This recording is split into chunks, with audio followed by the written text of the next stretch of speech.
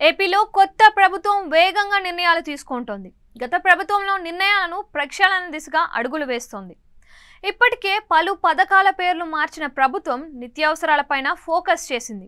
అందులో భాగంగా జనసేన ముఖ్య నేత మంత్రి నాదెండ్ల మనోహర్ వరుస సమీక్షలు, ఫీల్డ్ విజిట్స్ చేస్తున్నారు.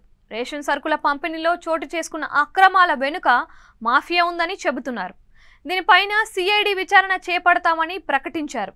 ఏపీలో రేషన్ షాపుల నుంచి లబ్ధిదారులకు, పేదలకు అందాల్సిన సరుకులు పక్కదారి పట్టాయని, ప్రభుత్వం నుంచి అందాల్సిన మొత్తం పేదలకు అందలేదని కూటమి సర్కార్ అనుమానిస్తోంది. ఇప్పటికే ఈ అంశంపై సీరియస్గా ఉన్న పౌర సరఫరాల శాఖ మంత్రి నాదెండ్ల మనోహర్ కీలక నిర్ణయం తీసుకున్నారు. ఈ మొత్తం వ్యవహారం వెనుక మాఫియా ఉందని అనుమానిస్తున్నారు. ఇందులో సూత్రధారులు, పాత్రధారులు గుర్తించేందుకు ఈ మొత్తం వ్యవహారం పైన సిఐడి విచారణకు ఆదేశిస్తామని వెల్లడించారు. కాకినాడ పోర్టు ద్వారా పేదలకు అందాల్సిన రేషన్ పెద్ద ఎత్తున పక్కదారి పట్టిందని, కోట్లాది రూపాయల స్కామ్ అని మండిపడ్డారు.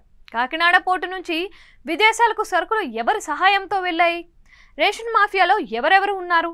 అక్రమ బియ్యం దందాలో ఉన్న గత ప్రభుత్వంలో ఎమ్మెల్యేలు, కీలక నేతలు ఎవరో మొత్తం తేలుస్తామని ప్రకటించారు. ఇక నుంచి రేషన్ షాపుల్లో పట్టిక ఉంటుందని, ఏ రకాల సరుకులు ప్రభుత్వం అందిస్తుంది, ఒక కుటుంబానికి ఎంత మొత్తం ఇస్తుంది, ఎంత ధరకు ఇస్తుందో పారదర్శకంగా డిస్ప్లే బోర్డుల ద్వారా వెల్లడిస్తామని మంత్రి స్పష్టం చేశారు.